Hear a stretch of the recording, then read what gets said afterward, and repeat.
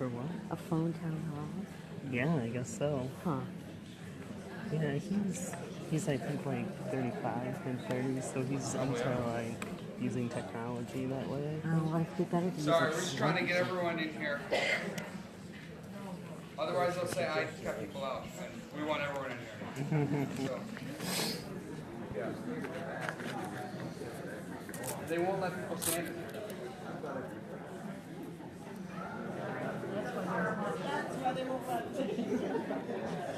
Got a full house. See, the thing is, I'm not in his district. I don't even know if they'll like let me. Oh yeah, I mean, Because I know I tried to sign up for. I signed up. signed up. Well, I mean, I tried to sign up for email from them, and they're like, you're not in the right district. Do you mind holding this just by the sides there? Yeah. Thank you. Yeah, it's just yeah. Oh, I'm just sitting in it right now at the Ford Museum.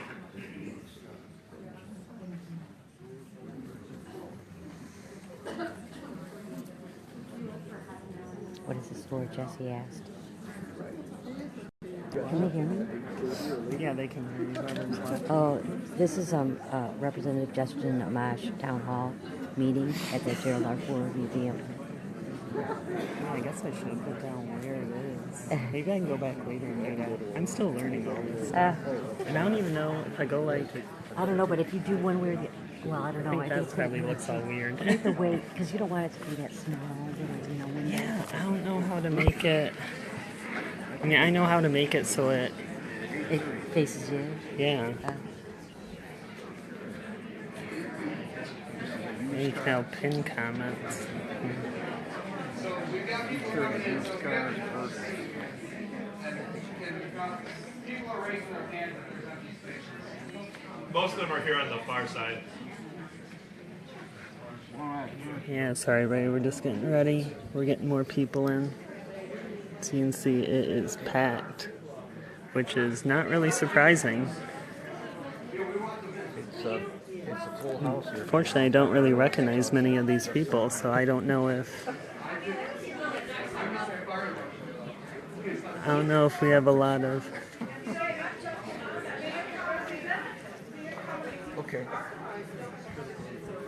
I'll urge her 8:30. I agree with her.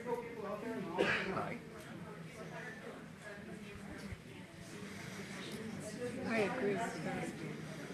What'd she say? You can at least go out there and say, I'm just an election representative.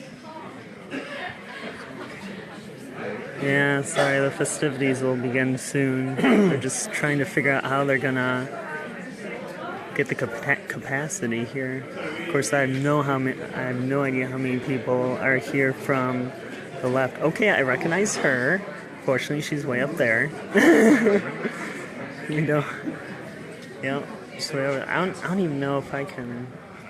Oh look, I can zoom up. Okay, so there's Michelle. Where is she? Michelle, she was a really short gal with the purple. jacket? Yeah, I recognize her from the DeVos demonstration from the DeVos place. Oh, okay. Yeah. Just hope. I mean, I waited out there to see if anybody was going to congregate. This is the first time I've come to a town hall, so I had no idea what to expect. Like if people were gonna be waiting out there. I mean, we were all stuck in the little front lobby entrance. For a little while. That little box. So I got here right when they started letting people in. Oh yeah, you must have been. Okay, so you must have already been here. Yeah, so I waited for a while to see if people were gonna show up or if I recognized anybody. No. So I think next time I might say everybody meet out front or something like that, and maybe I'll bring a sign that says, "Hey, if you're such and such," at least so we know how many people we had, and then we can always come in and split up then. Yeah, they're starting to. Because I think of this place. At some point, it looks like they may have to raise their hand. Yeah, I don't know. It'd be great if we could get Michelle over here, but I can't even see her now. She's pretty short.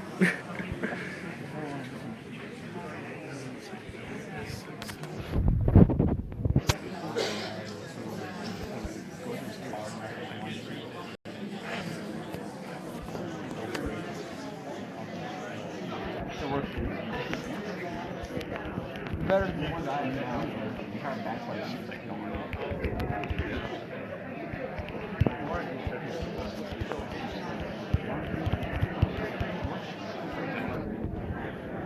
not work.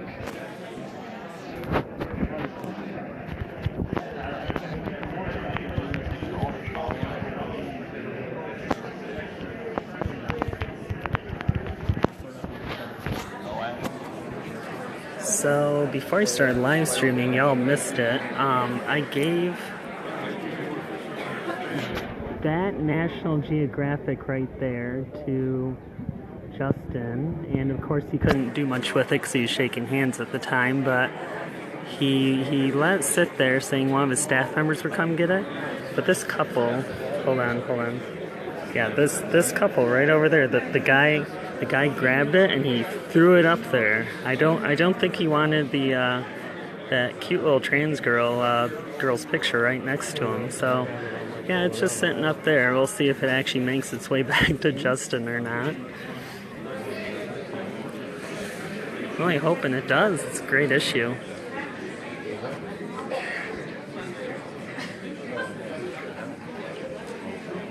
Yeah, it's the first time National Geographic's ever done a special like that, and definitely the first time they've had a trans person on their cover.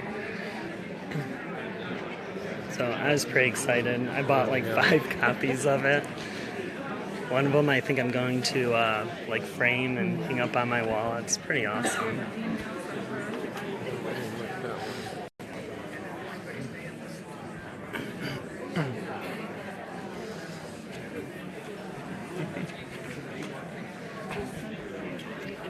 Yeah, for those joining, we're just trying to get as many people as we can in here. It's full.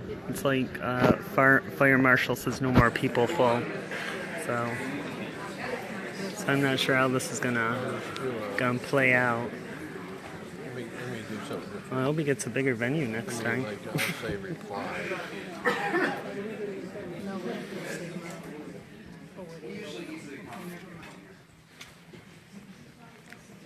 Yeah, because the country isn't going to shit.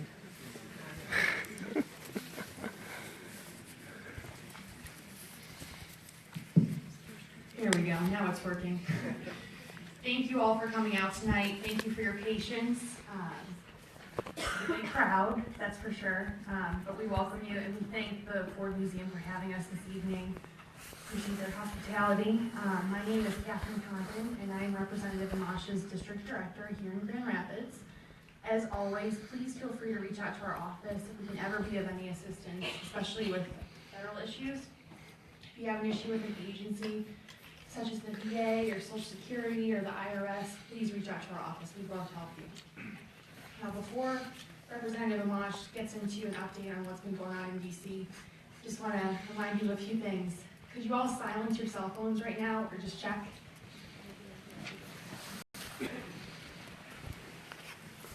Thank you. That'll help for our conversation. Also, during the Q&A session, please don't interrupt those around you. We want to make sure that everyone can hear the questions, and of course, everyone can hear Representative Amash's responses. And also, please do keep questions to questions. The representative wants to answer as many questions as possible. So if you keep questions to questions, we'll be able to answer more. And with that, I'll hand over to the representative.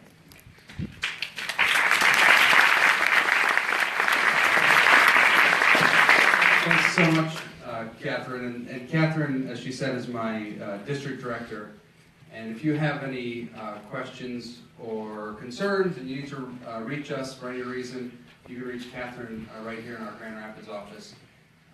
She can help you with Social Security issues, Medicare issues, veterans issues, and any sorts of immigration issues, any sorts of issues that might come up where you need some assistance from the federal government, or maybe the federal government is doing something the wrong way and you want to let them know, hey, I'm not getting this benefit from them. I know the federal government's doing something the wrong way every week. But if maybe you need some benefit payment, you're a veteran, you're not getting it, please let us know so we can assist with that. Let me just get straight to the town hall so that we can save time, but no more introductions. So I've been back in DC now for a couple weeks, and we have a new Congress, and we're getting the same results in very most ways. I'm going to talk to you about a few of the votes that we've had, and then I'll open it up for Q&A. So the first thing we do when we start a Congress is we vote on the rules of the House.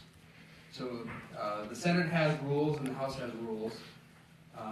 This is not a law, it's just the rules of the House. And so we can have different rules each term. You can change the rules. But the one thing that's consistent every term is that the rules are not followed. So no matter what the rules are, they're not followed.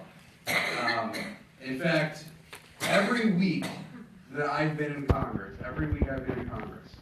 since I first started, we have waived various rules of the House. Every single week. So at the beginning of each term, we pass rules for the House, and then every week we waive the rules. And why do we do that? I think, well, first of all, I don't decide to do that. That's the decision of the Speaker of the House and other members of leadership. And the reason they do it is so they can dictate some of the outcomes. So the easiest way to get the outcome you want is to control the rules. If you can change the rules, you can get the outcomes you want. You can sort of needle people to doing things that they don't want to do. And I've been voting against rules that waive our House rules in ways that I think are harmful. For example, one time we had a rule that waived a 2/3 requirement. So you had to have a 2/3 requirement to do something on the House floor. And so they just waived the rule that required the 2/3. They used a simple majority to waive the 2/3 rule. That's an example of the kind of thing that can happen in Congress. And it's really sad. And in the most recent rules package, one of the things they did to try to stop essentially protests on the House floor was they put in place a rule that fined people for photography or video on the House floor. Now, I think that it's important that we have proper decorum on the House floor, and I think it's wrong for people to disrupt the proceedings because our Congress can't work if people are always shouting or standing in the aisle. You have to have an orderly process. Anytime you run any organization, you have to have an orderly process to make it work. So that people can debate in a fair and honest way. So Democrats can make their points, Republicans can make their points. We can't have people ignoring the rules of the House. We can't waive the rules of the House, and we can't ignore the rules of the House. But what I didn't like about the change the rules was that it vests the power to punish individual members in the Sergeant at Arms. So instead of allowing the House to vote on it, the Sergeant at Arms can decide, oh, someone took a photo, and that person is going to be fined. And then the person can appeal it to the, I believe it's the Ethics Committee is who they can appeal it to. But then you're just appealing it to a small committee.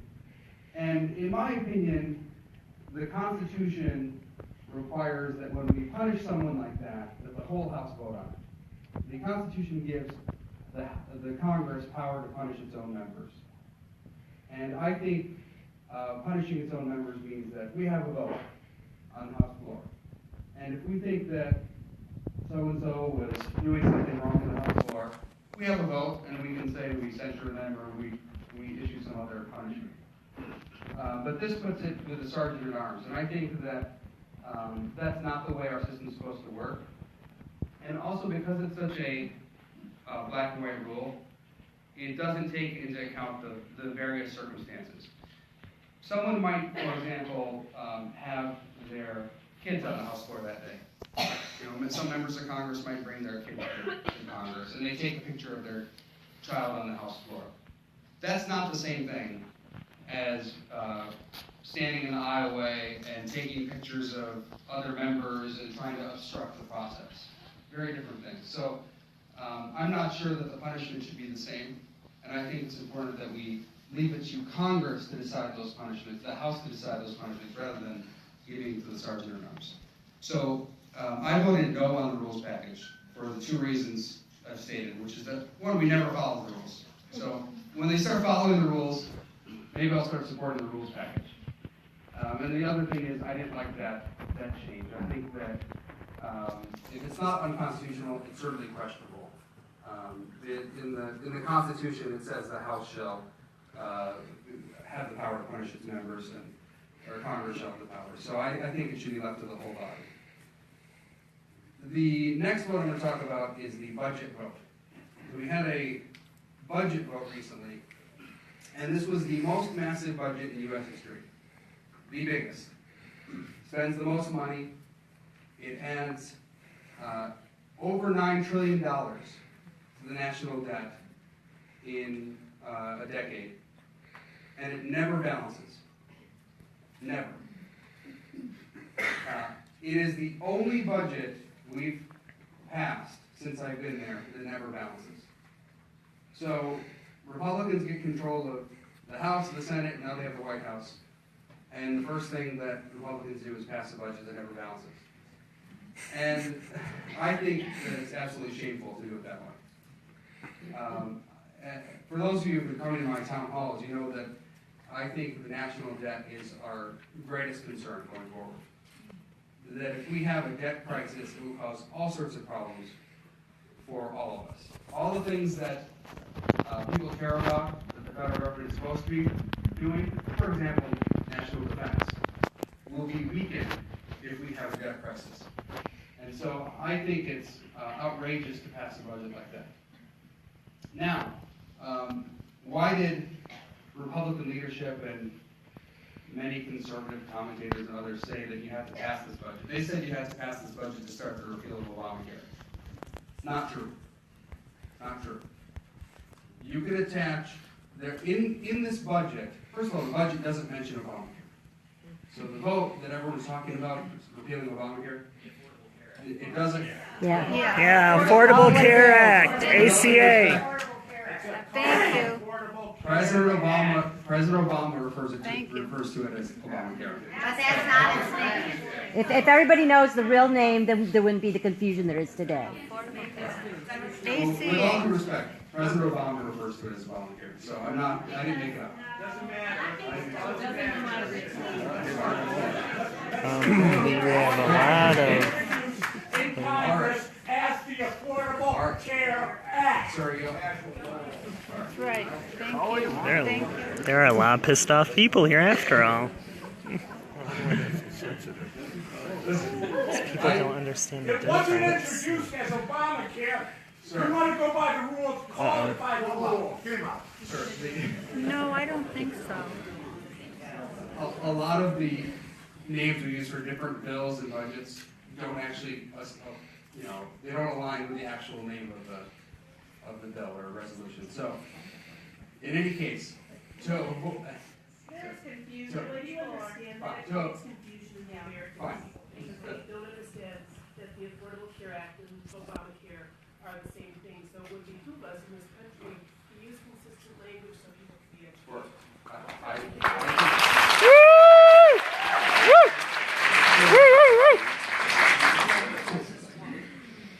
For your sakes, I will say ACA. Thank you. But I encourage you to send a letter to President Obama to let him know that you don't have a name Obamacare, because he uses the name. We don't care. We don't care. He's leaving now. It doesn't matter anymore. Okay? So finish what you were saying, sir, okay? Okay, sir, we're gonna have to take turns. So. Okay. So the point is, the budget resolution does not contain anything related to ACA, Obamacare, or anything else. It doesn't mention them. What it does do is include reconciliation instructions so that a later bill can be brought up to repeal ACA or Obamacare, whichever you want to call it.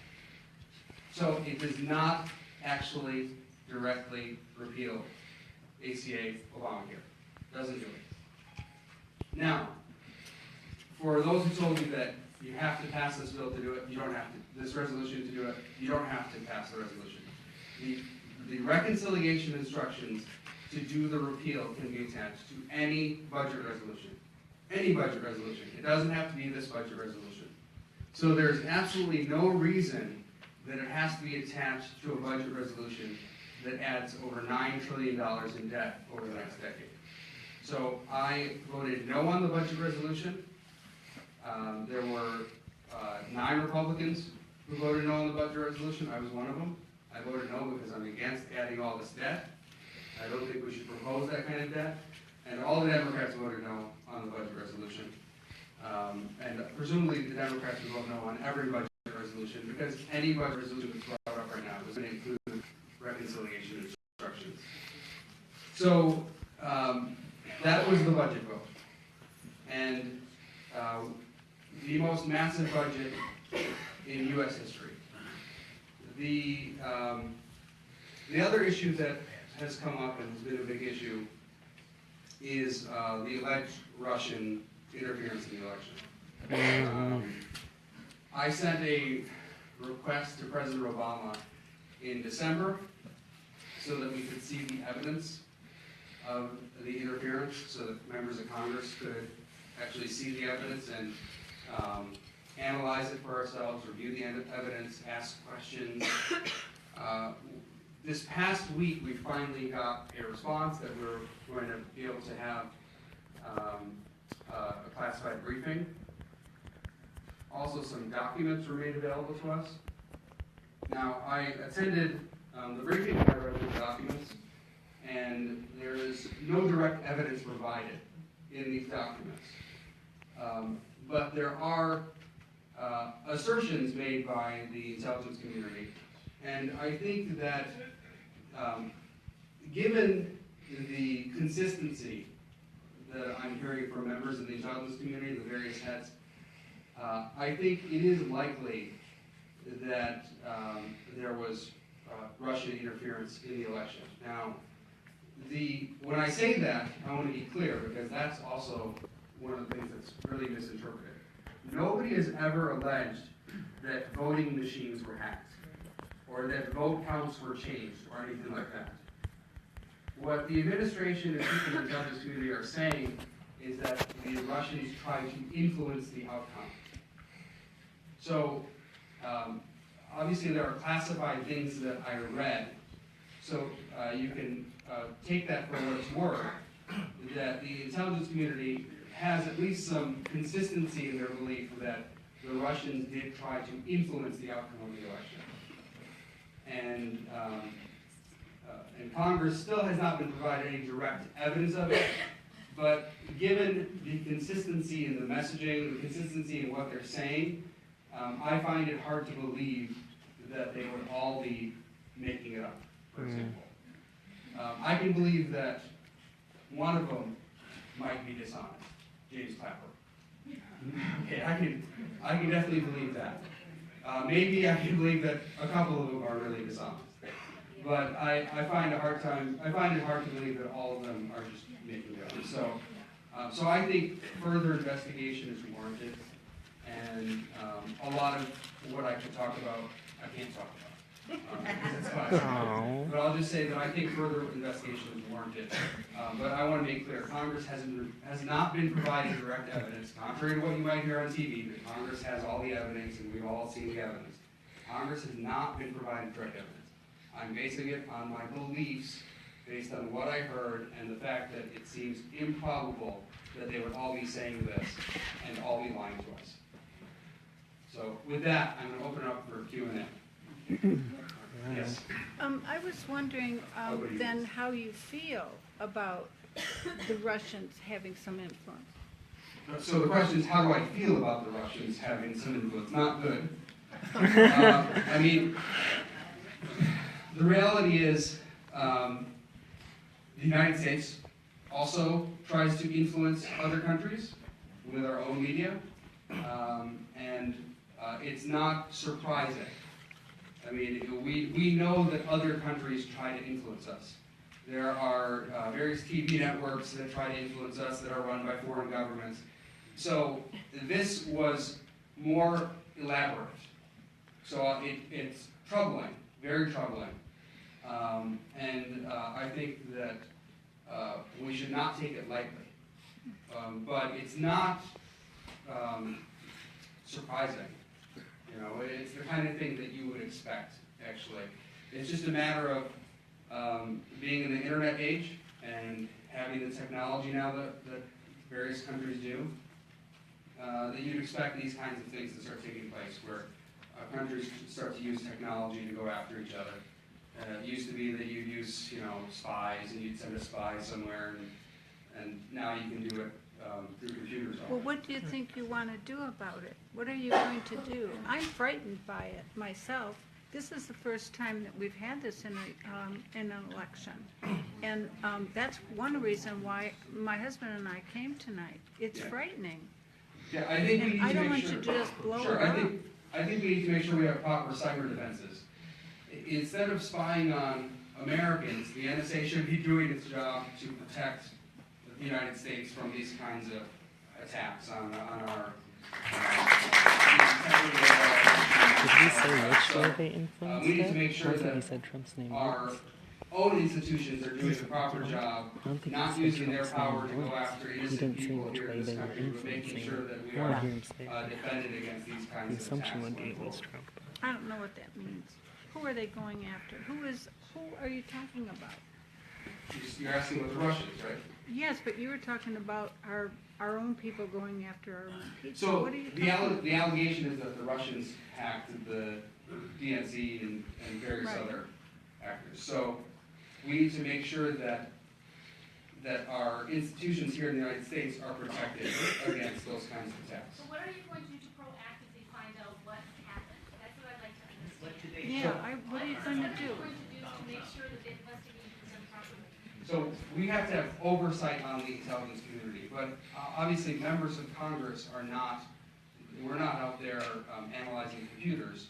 We have to leave that to the executive branch to do the job. The executive branch is supposed to go out and do its work. I don't trust him. But the agencies like the well,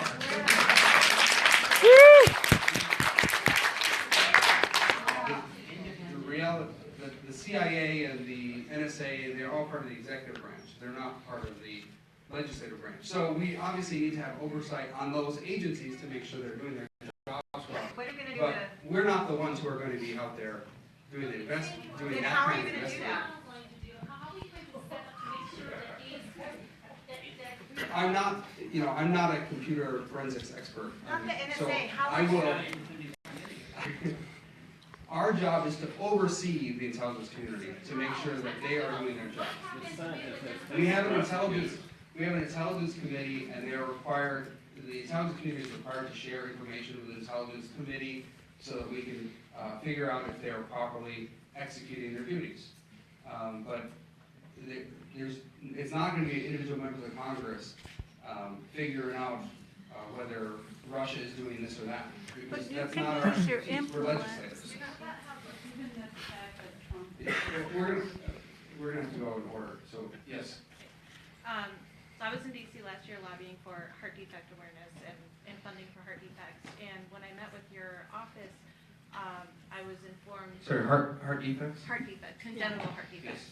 When I met with your office, I was informed your views on lobbyists. And I just wanted to point out that there's a difference between people who are paid to come and speak to Congress and the Senate and people like me who volunteer and I paid my own way to come and try to speak with you.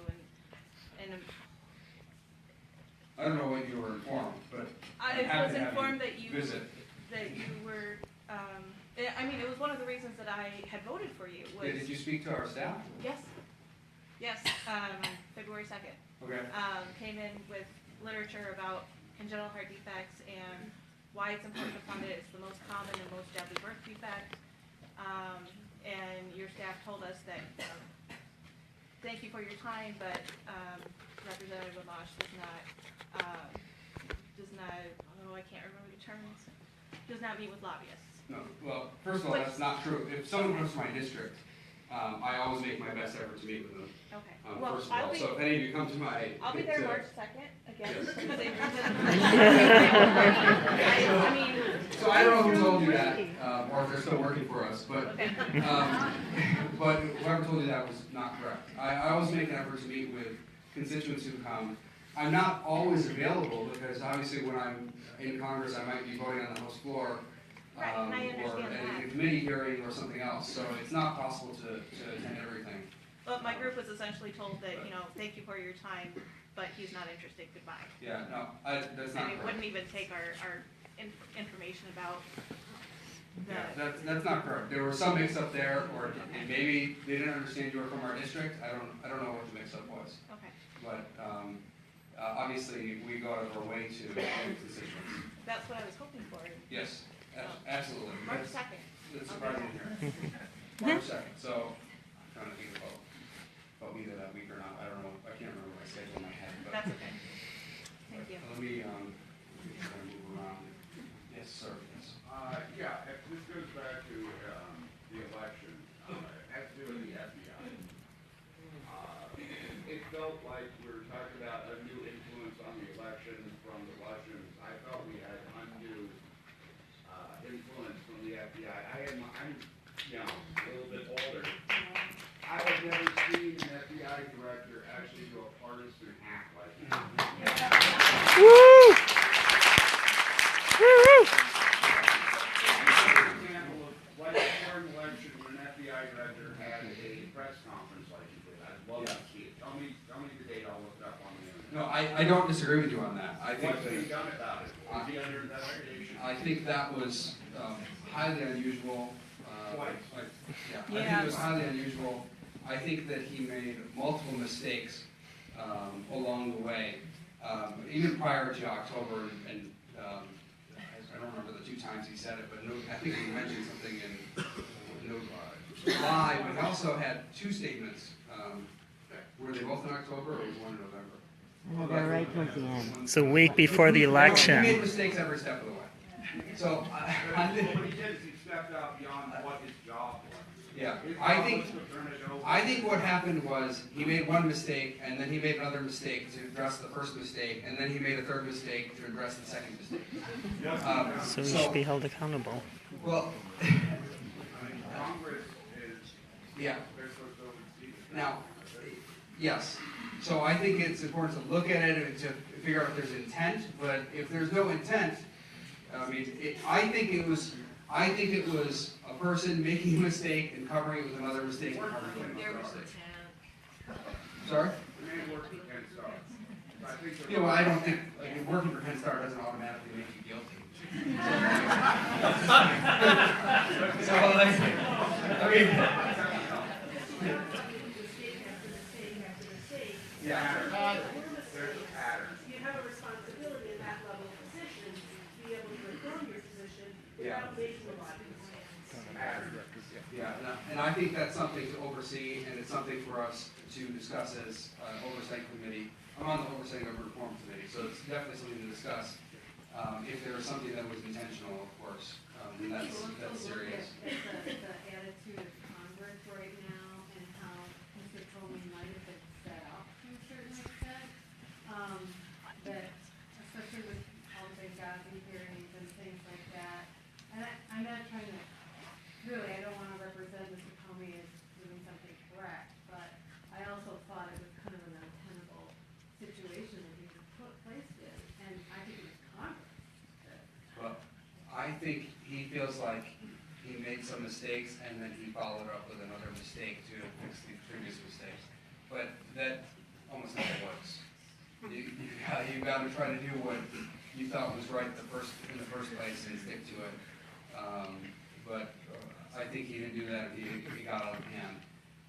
He felt like this is I'm just conjecturing, but I would guess that he felt like if he didn't say something, then he would be accused of not having said something. Exactly, that's what I mean. And so he felt like, well, I said something before, so now I have Damn to say if you something do, damn again, if or you it'll seem like I'm one-sided. Well, now, if I say something again, at least we're all equal again.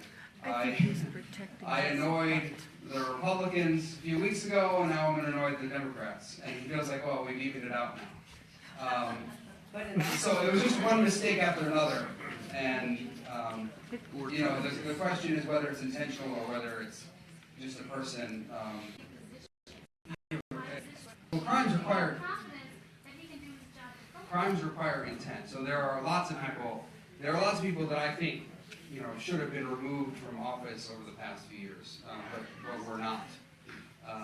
You know, James Clapper, as I mentioned, James Clapper, the Director of National Intelligence, lied and straight up perjured himself in a hearing and was never removed.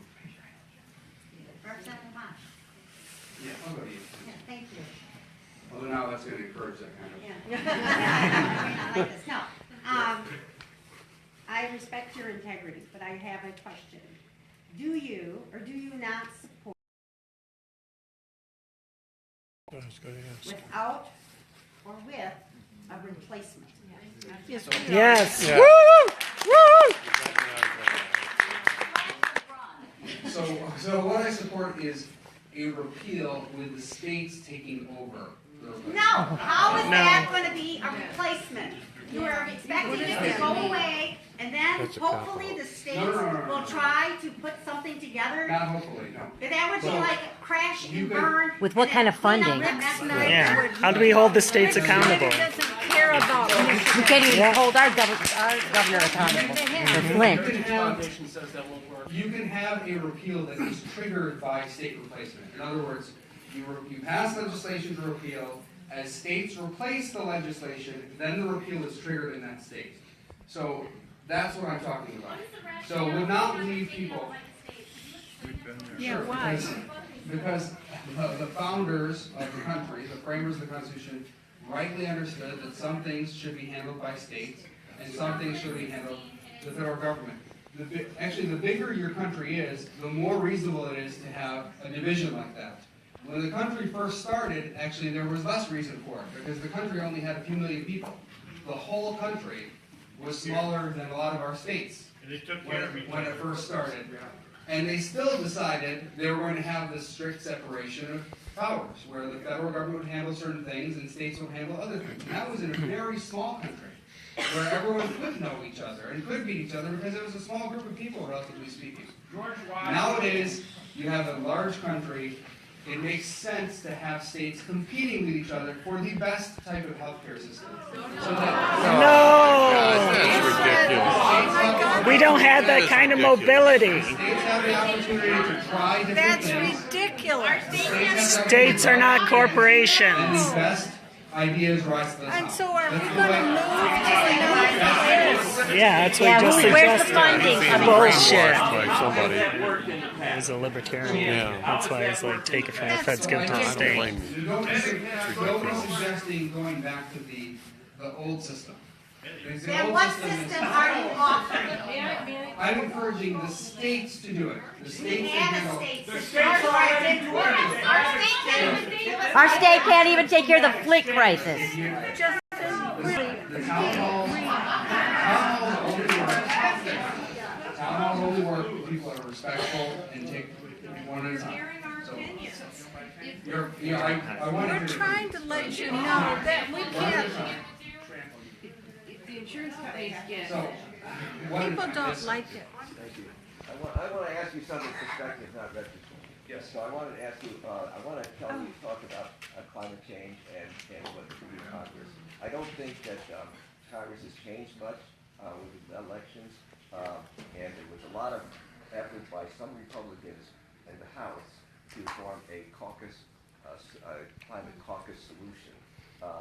Now there was a bill introduced, I think, the last Congress, toward the end of the Congress, to form a caucus to a group to study what should be done by climate change, with climate change. And so I'm just wondering, I think we need some, something done by Congress, a system that's based on the economy, a system that doesn't hurt people, and we need it to bring into the cost of the product, that is, start burning true cost, without damaging the poor people. So I'm just wondering what you see in Congress, what's happening in Congress, what do you see in this Congress in moving a bill towards at least discussion of it. And so we want to know if you will work with your fellow congressmen to find a solution. So I'm obviously always happy to look at anything that's put in front of me. I don't think that kind of thing is going to move this Congress. I think it's highly doubtful. So I'm always open to these ideas. I think they have to be science-based. And they also have to consider economic impact. It already is, So it sir. has to consider economic impact. So, taking those things into consideration, we obviously need to do what we can to protect the environment, following the laws, making sure that people who are polluting the environment are not able to do so freely if they're harming other people. So I'm open to all those considerations. I don't think anything is going to move, and I think that there has been too much of an emphasis at times about the climate and not enough on economic impact. And so we need to make sure that... Whoa, no. 97% of scientists. What do you mean by that? Well, what I mean is the countries that are poorest have the worst pollution. So the poorer your country, the more you pollute. We have worse And pollution. China has much higher levels of pollution than the United States because they're a much poorer country. Yeah, but we're a close second. And if China had a stronger economy, if China had a wealthier country, they would pollute less, actually. China's actually making steps to actually improve. But we're the leader in the world. We're the We ones that need to lead lead, other not countries. China. Have you seen what the stuff they're actually trying to create? I've been to China. It's pretty polluted. But they're creating renewable energy. And that is true of all poor countries because they don't have newer technologies. I'm going to send you They some don't articles. have strong economies. They have old technologies, and they produce more pollution as a result. So we need to make sure we take that into consideration as we do things. Like how? We are responsible for more pollution per capita than anybody else in the world by far. China is now a leader in solar energy by far. It's called politics. They're working on it. I know, it's so frustrating. What scientists, I have a question for you. sir, what scientists are you going to believe? Thank you for all the work you do in Congress. I'm glad you are representative. I also came out of respect for your integrity, and I have two different questions. One goes back to the Affordable Care Act. What has actually been repealed, if anything? Nothing. Nothing's been repealed. Nope. Okay. Even though the media made a huge deal out of it, and both Republicans and Democrats made a huge deal out of it, When will it nothing be has been repealed? Okay. The next question I have is, you mentioned earlier about the NSA or intelligence agencies spying on our own people. Yes. The Senator Sessions believes that we need to have metadata collected from all citizens, cell phones, Facebook, from everything. What is your opinion on that? He's absolutely wrong. Thank you. Woo! Woo! I agree with him on that. I don't get to vote. I wish we could. I wish we had a chance to vote because I vote no. Are you able to connect with any of the senators? Yeah, to regarding this? influence. Because I've tried. I'm also concerned about the Exxon. Yeah. Yeah. Oil. Drilling in the Arctic. Drill. Yeah. The drill in Russia, and of course they want to drop. I He's don't gonna bring know. up I Betsy don't know enough DeVos. about He's gonna bring up the Betsy Secretary of DeVos. State for me to have a strong opinion one way or another. I think that it is from a messaging standpoint, having someone from ExxonMobil become Secretary of State doesn't seem right.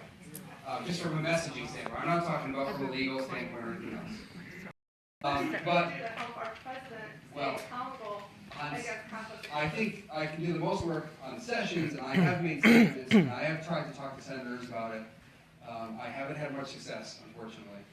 But I think Sessions holds a lot of bad views, whether it's metadata collection. He supports civil asset forfeiture, where they take property away from people without a conviction. And so, how do you feel about Trump wanting to? His position on drug laws as well. His belief that the federal government should continue to criminalize everything. Longer sentences for So people. how do you feel about President Trump wanting to improve relations with Russia? I think it's okay to want to improve relations. We should want to have good relations with everyone in the world. There's no reason to have bad relations with people. I think that there's a difference between having good relations and always apologizing for them. So what I don't want is a situation where our president is always saying things on behalf of Russia. And I mean, we've had a lot of tweets where he says, Russia says they didn't do it. So what? I mean, who cares? Like, of course they say they didn't do it.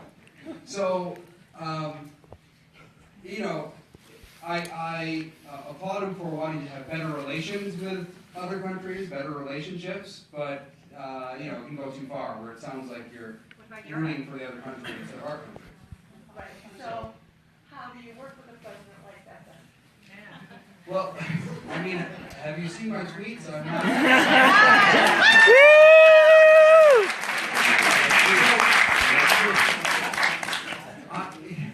I'm not a very partisan guy, despite all the hissing and stuff in here from time to time. I'm not a partisan guy. So I will hold President Trump accountable just like I held President Obama accountable. I think, unfortunately, too many people look at this as like some kind of team thing, where like if President Obama has done a lot of bad things, okay? And the same people who are, critical of me right now for various things like Obamacare or ACA, or who are concerned about Sessions. Well, President Obama has been pushing civil asset forfeiture. President Obama has been pushing metadata collection. So, you can't now say, well, Sessions is such a bad guy, but it's okay that President Obama was doing it for 8 years. But it doesn't matter, he's not there anymore. It does matter. Maybe we didn't know. It matters that we are consistent as a people, that we are not thinking just in terms of teams all the time, that it's team Republican versus team Democrat. I think that is very dangerous for our country. I think it's very dangerous. But we're already there. We're already there. And that's sad, that's so sad. No, it's getting worse. The partisanship is getting worse. It really needs to stop. It needs to go back. Where will you cross the line now? We need to. He needs to quit tweeting. So you We need guys to have be. opportunity to take that initiative. Well, I have been. Well, I mean, I didn't vote for Donald Trump, and I was public about that. And I didn't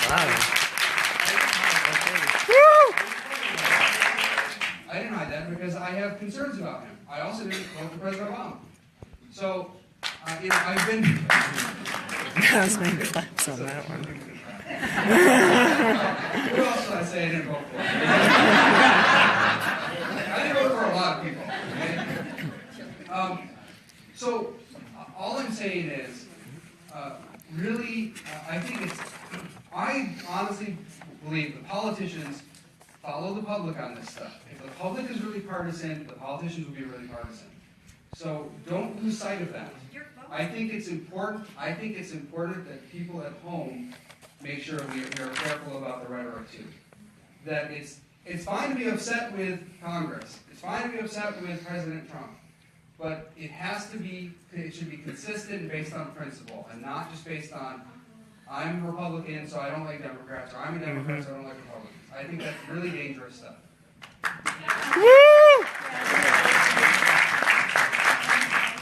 Yes.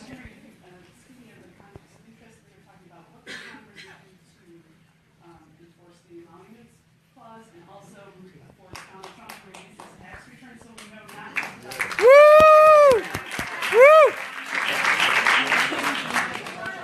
Repeat it. Yeah, so the question is about emoluments clause and conflicts of interest. I think there is more to do there. I'm not satisfied yet with what I've heard so far.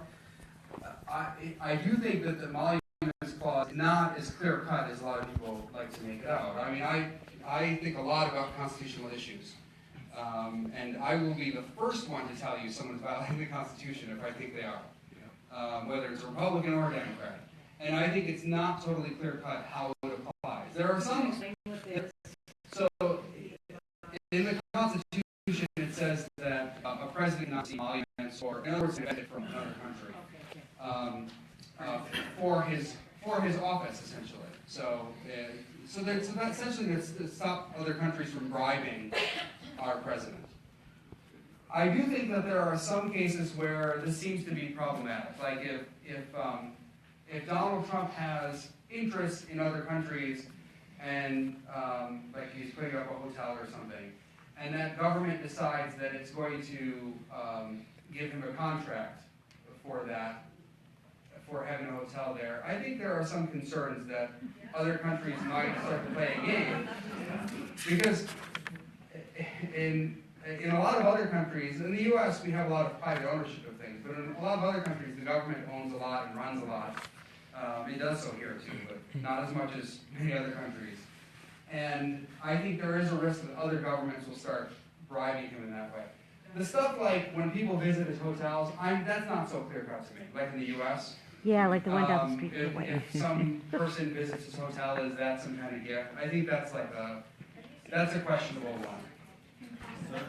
So I'm on the oversight committee. I think it's going to depend again on people on our side, on the Republican side, holding him accountable.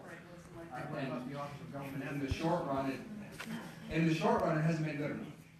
In the short run, I don't think there are enough people on my side holding him accountable.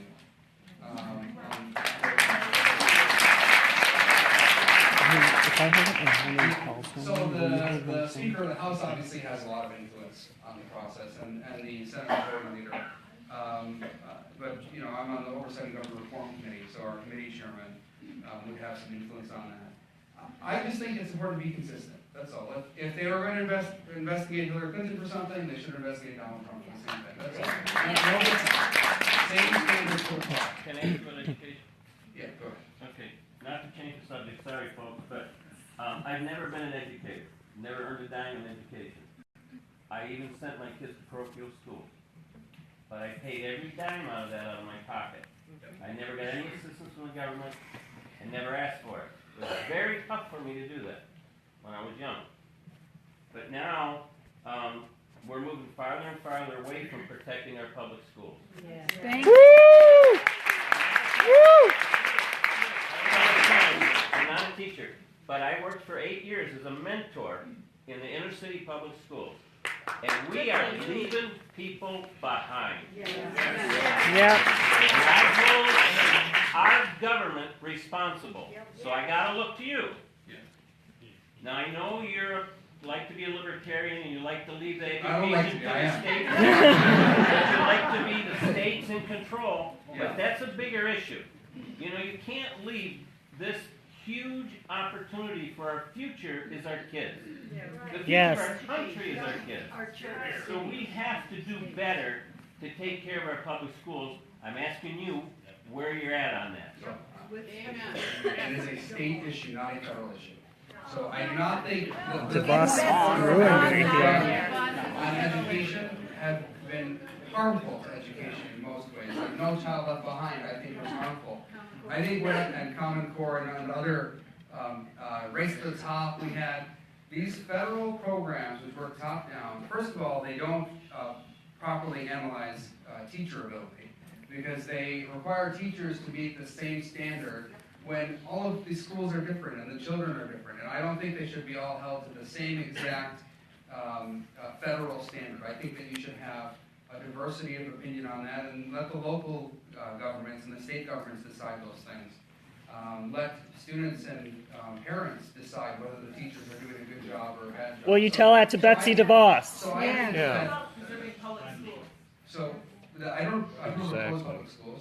I support public schools, but public schools are a state issue. They're not a federal issue. Well, you tell that to Betsy DeVos. Well, most of the money comes from the state government. A lot from the federal government.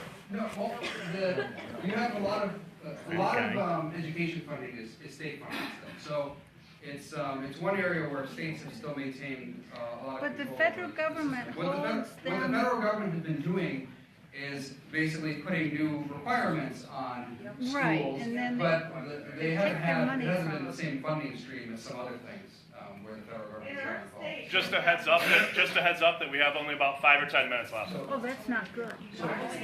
It's not enough. I'm sorry, we do have other obligations. So The Ford Museum has their own things going on. The important thing is that we have,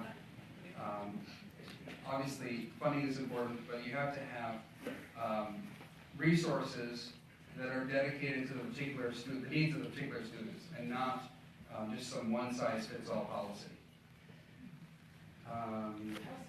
So are you in support? I don't know what he Can I said. ask you a question about, you believe that Go ahead. there's a responsibility of the state?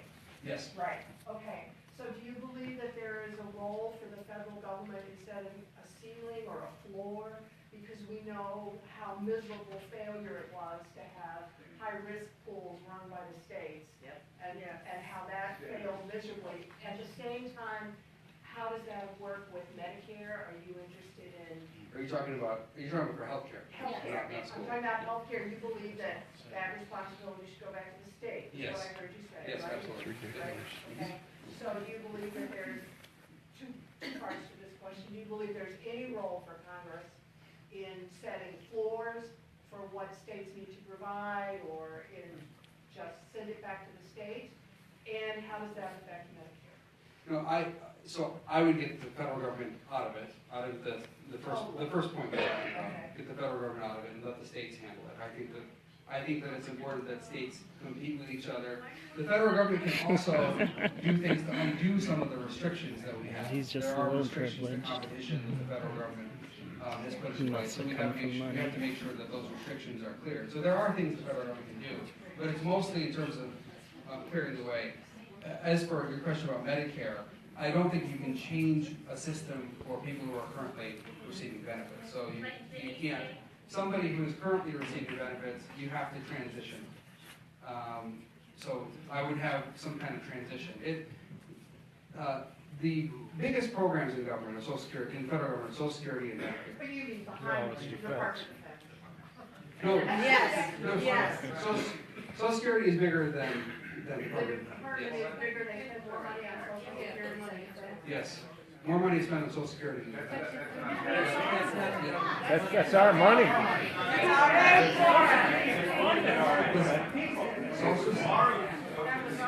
Social Security is the largest government program. That's just a fact. So do you want to get rid of it? Point. It's not a.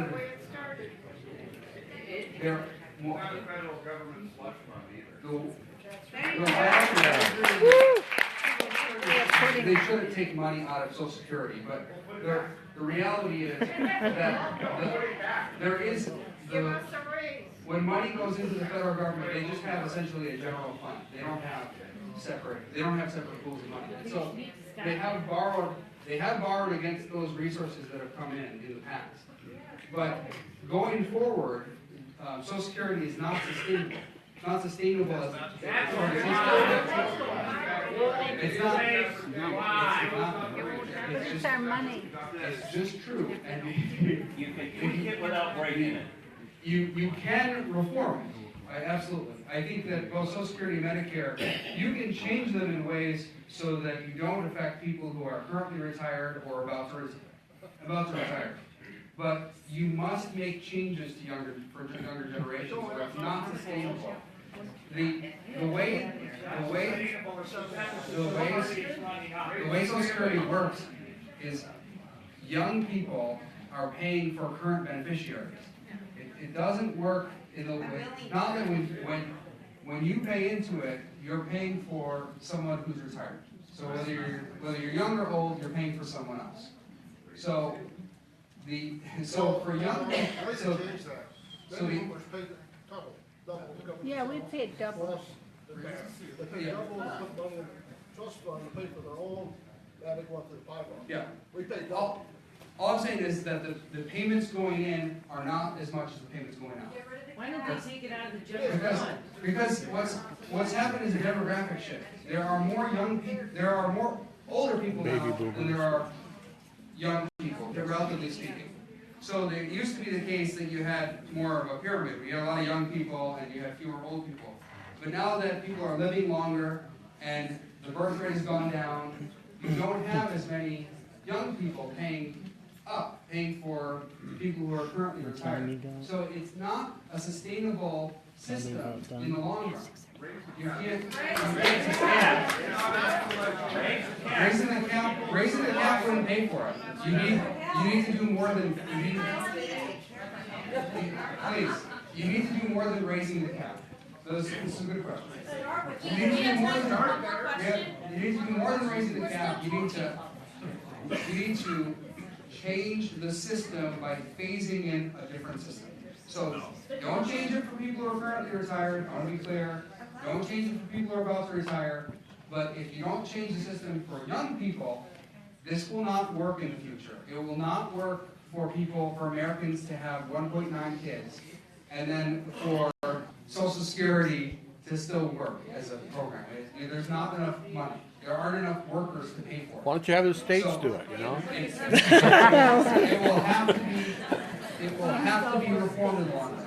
And, there are a lot of young people who care about this issue. I mean, I know when we come to town halls, we generally get an older crowd. That's just the way it is. Young people aren't as engaged in politics. But yeah, me we too. have to think I'm only about 35, all of them. 36 We have to think about not just people who are currently receiving benefits, but the next generation of Americans, how are they going to make it? And I don't think it's right to keep taxing them and telling them you have to keep the system, and then when you're retired, well, it's up. There'll be nothing for you. It's just going to be bankrupt. We must address it. Pay us more. Hope that was a joke. I'll go to you, sir. I support immigration. Did you say that? Woo!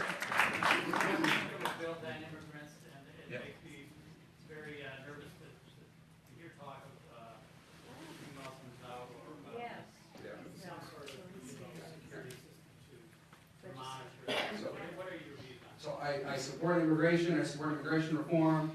I think that we need to make sure we're handling it properly. I don't think you should let refugees into the country without vetting. You have to have proper vetting. We have proper vetting. Okay. Hold on, please. So I have had pacified briefings on it.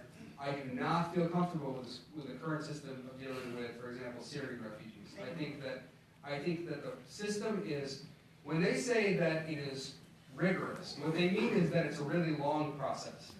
They don't mean that it's actually rigorous in the sense that it's intense. And the reason it's not that way, a lot of that has to do with the nature of the conflict. There aren't a lot of people with documentation, right? So there's not a great resolution to the problem. There's not a great resolution to it, because people in war-torn countries, they're not walking out with all their documentation. Sometimes they're just fleeing. So it's an understandable problem. I think we need to be sympathetic to that problem. We also need to make sure that we're protecting our country, though. And we also need to make sure that we're protecting Americans who are here. And I think that there can be improvements to the refugee system so that the vetting is more thorough. As for immigration reform, I think that if you improve the immigration system so that more people can come here legally, you will dramatically reduce illegal immigration. Because most Nice. immigrants who want to come here for opportunity. They're not trying to come here to take all our stuff, et cetera, et cetera. Most of them want to come here for opportunity. And so we need to make sure that we are improving the system so more people who want to come here for the right reasons are coming in. And then the people who do want to do us harm or are here just to take stuff, they're going to try to come in illegally. They're not going to try to come here legally. So, and we'll be able to see them more easily if we improve our system, because those will be the ones crossing the border illegally. No. No, I mean, that's crazy. Woo! Woo! What about this? I'm not in favor of any, no Making this registering. tape so loud. I would not, no. There's no situation in which I could think of where you register people on the basis of religion. Woo! So, It's a young man. I'd like to hear what he has to say.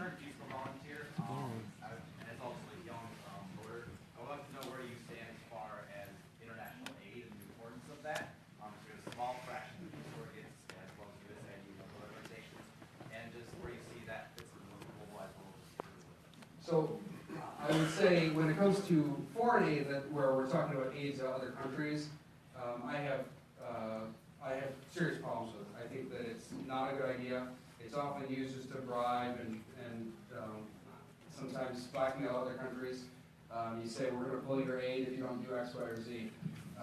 I think it's not a good idea. But I think a lot of people believe that it is a much larger part of our budget than it is. It's not a huge part of our budget. It's a relatively small part of our budget, and there are a few countries that are getting the most of the aid. So, what about Israel? In my opinion, we should phase out all that aid.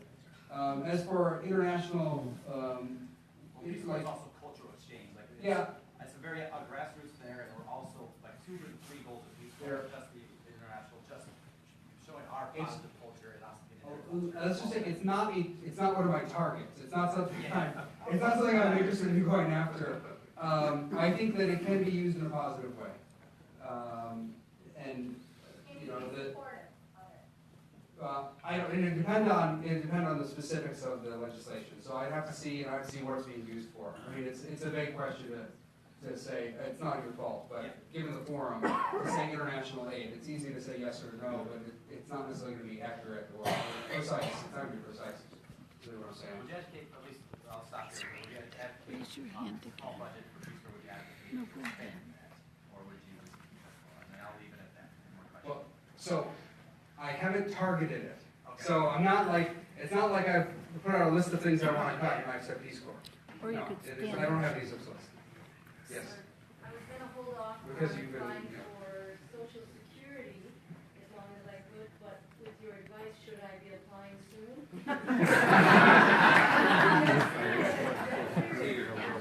I'm almost 63 years old. I was gonna try to hold off till I was 67 or 68, but I'm afraid, should I apply now so that I'm getting? I don't want to give you legal advice. So. But you see my point? You see my point, the nervousness people have? Yeah. Well, and I think that there's reason to be nervous about it, but because the budget doesn't balance, it doesn't add up in the long run.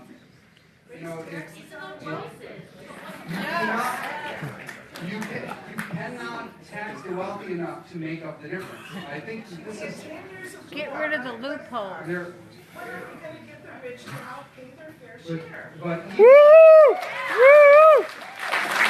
I used to have the calculations on this in my head. I don't anymore. But even if you tax the wealthy a whole lot, I mean, I'm talking about taxing almost all their wealth. You wouldn't 70%. You wouldn't be. It wouldn't be enough. 70%. Restore it. It wouldn't be enough. Be more fair. It'd be a good start. No, it wouldn't necessarily be more fair. To say it'd be more fair. Crossing the line. Just make sure crossing the line. People should. No, nobody should pay no taxes. They should. Nobody's going. Going over in Grand Rapids, you talk to Paul Ryan. Yeah. So. You really have to communicate with Speaker Ryan. Yes, please. Woo! I talked to Speaker Ryan. I think he'd have a tougher time with this crowd than me. We'll give him a tougher time. So it will be stopped, 'cause I do have another event, but, thank you.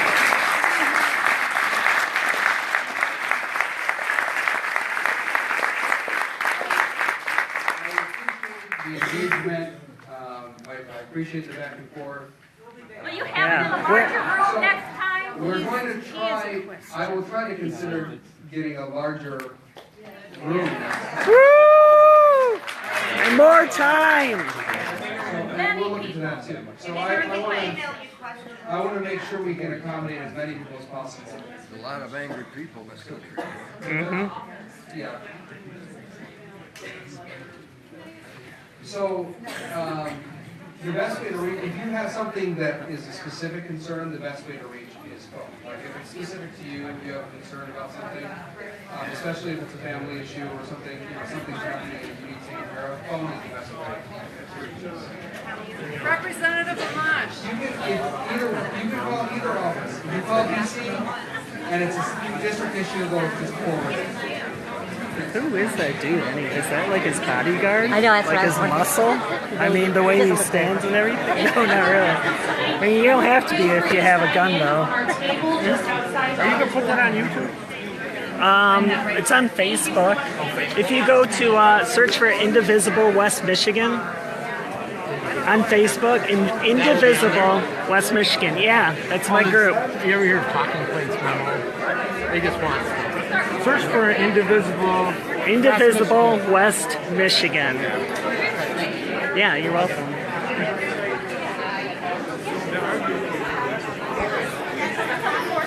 Is he gone?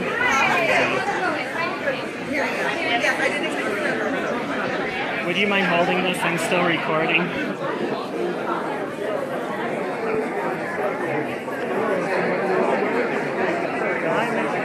I'm sure he takes that freaking National Geographic.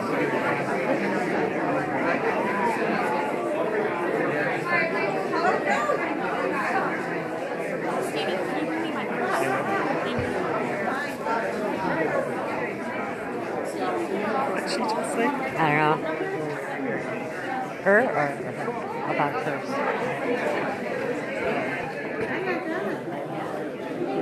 Thank you.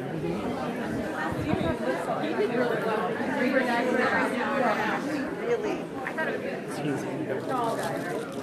Excuse me. Oh, that was the first.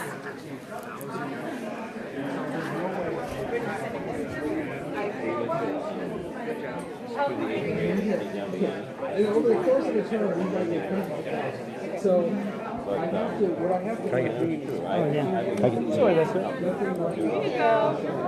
similar to someone else's concern, I have to batch them in some sense and then send an email. So it might not. I'm gonna go. My son's out in the parking lot. Oh, all right. It's really nice meeting you. Yeah, nice Hope to meeting see you. you again Yeah, some yeah. more events like Yes, this. okay. Yeah, I'll talk to you later. It could be less personal because I can't really address a personal circumstance. So by email, the only ones I will address personally, I try to address students. But yeah. So we can keep that. We just need to keep walking as long as you walk.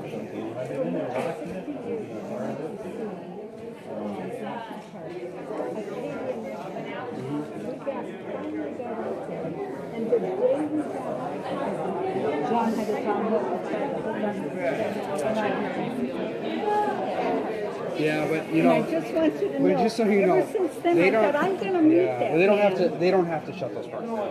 They did. No, but they don't have to. But they don't have to.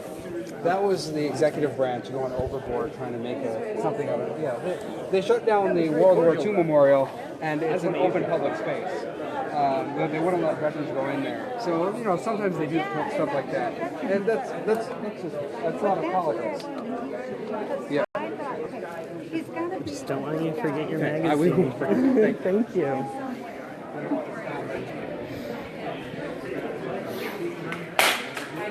Oh, that's not good. It may not, I don't know. Yes, I was asked if I could ask something.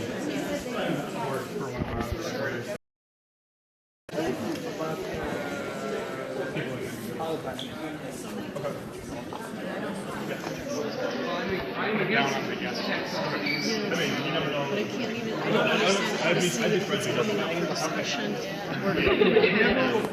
The reason why is because the Democrats and Republicans have conspired together so that Republicans will vote for social welfare spending for poor people in exchange for Democrats voting for subsidies for agriculture. Thousands of people, and then They married them together. you have an empty, echoey room. I mean, we'll try to look at other ones too. A lot of times we'll go, especially in the more outer districts. Turnout has ranged anywhere from 10 people to, I mean, here, probably in this county, 175, 200 so.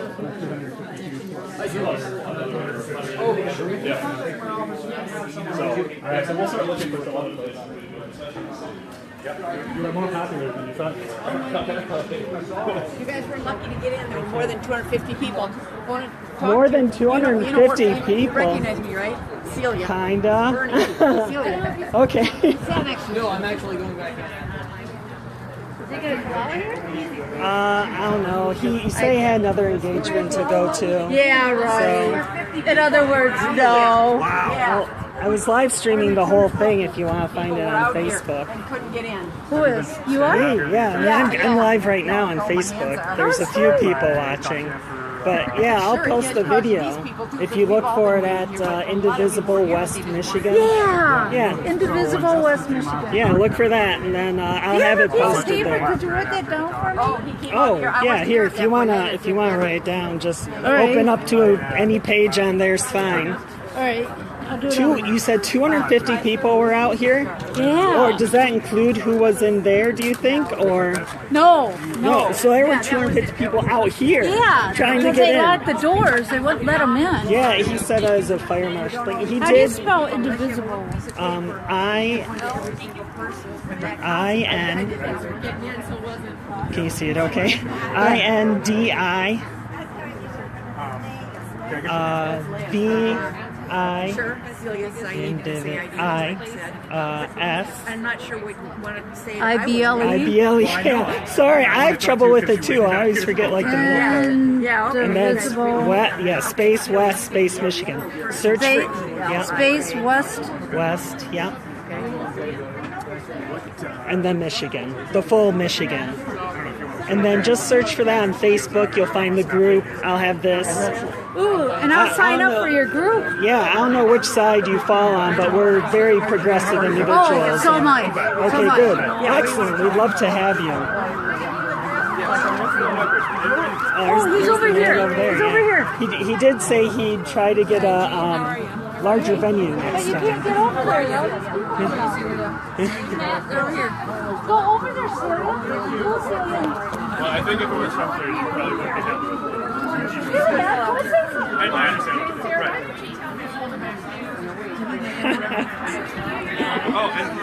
Celia's gonna. Gonna go talk to him? All right. Oh, I'm sorry. The ethics thing. I think the ethics thing is the most important thing. The ethics with the. Well, why did the Republicans, the first thing they wanted to do was get rid of the ethics committee? That was the Senate, though, wasn't it? Or was that the House? Thank you. And he does appreciate the different views. The goal isn't to just like people